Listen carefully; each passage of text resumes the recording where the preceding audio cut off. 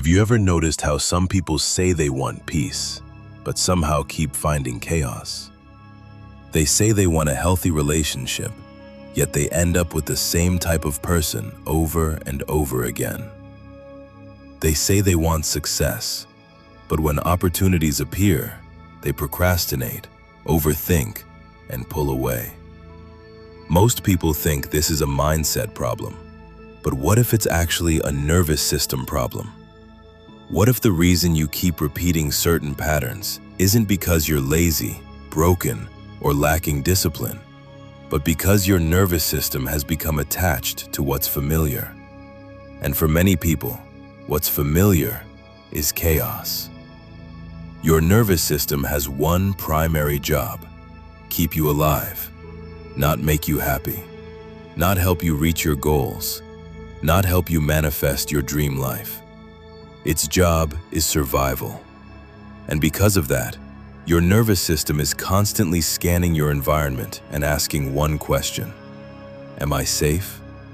The answer to that question determines how you think, feel, and behave.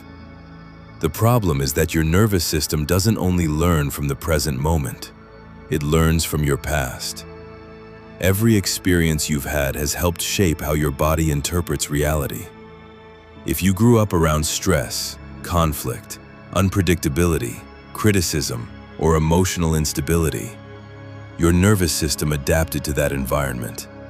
And eventually, those conditions became normal. Not because they were healthy, because they were familiar. This is where fight, flight, and freeze come into play. Fight can look like anger, control, and defensiveness. Flight can look like anxiety, overworking, perfectionism, or constantly staying busy. Freeze can look like procrastination, avoidance, indecision, and feeling stuck. Most people think these are personality traits. Often they're survival responses, programs that were created years ago and are still running in the background. The strange part is that even when your circumstances improve, your nervous system may still react as if the old danger is present. Because survival patterns don't disappear automatically. This is why perception is so important. Your nervous system doesn't react to reality. It reacts to what it believes reality means.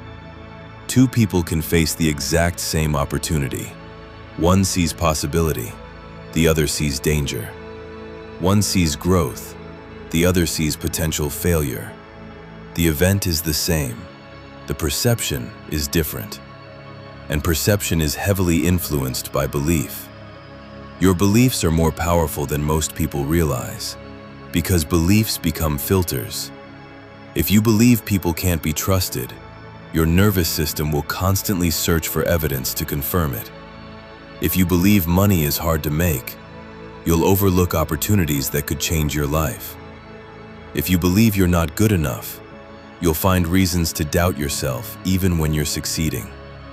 Most people think they're seeing the world clearly, but they're actually seeing the world through years of subconscious programming. This is also why stress can become familiar. If you've spent years living in stress, your body gets used to it. You become familiar with the adrenaline, the worry, the pressure, the overthinking. And when life finally becomes peaceful, it can actually feel uncomfortable. Some people unconsciously create problems when things are going well, not because they enjoy suffering, but because their nervous system is trying to return to what feels normal, even if what's normal isn't healthy. This shows up in relationships all the time. Someone leaves a toxic relationship and promises they'll never repeat the pattern. Then months later, they find themselves in the exact same situation. Different person, same pain. Different face, same emotional experience. Why? Because the nervous system often mistakes familiarity for safety. The relationship feels familiar, the emotional pattern feels familiar, and the subconscious mind pulls them toward what it already knows. The same thing happens with self-sabotage. People think self-sabotage means they don't want success. That's usually not true. Many people desperately want success, but success creates change, and change creates uncertainty. To a nervous system that has spent years trying to stay safe, uncertainty can feel threatening. So the person procrastinates, avoids opportunities, doubts themselves, or quits right before a breakthrough. Not because they don't want the outcome, because their nervous system doesn't yet feel safe experiencing it. This is also why transformation feels painful. People assume growth should feel exciting. Sometimes it does, but often growth feels uncomfortable because transformation requires letting go of old identities. The version of you that survived your past may not be the version that creates your future. And your nervous system doesn't always like that. It wants predictability. It wants certainty. It wants the familiar, even if the familiar is limiting you. One of the most interesting beliefs many people carry is the idea that if something is easy, it must be suspicious. If someone is kind to them, they become suspicious. If an opportunity appears naturally, they become suspicious. If success starts happening quickly, they assume something must be wrong. Why? Because many people were conditioned to believe that struggle equals value, that suffering equals worthiness, that everything meaningful has to be difficult. So when life becomes easier, their nervous system doesn't know how to trust it. This connects directly to manifestation. A lot of people focus only on changing their thoughts, but manifestation is much deeper than that. Because your subconscious beliefs and nervous system often determine what actions you take. You can't consistently create a new reality while your body is still operating from an old survival program.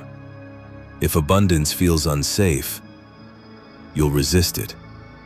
If love feels unsafe, you'll avoid it.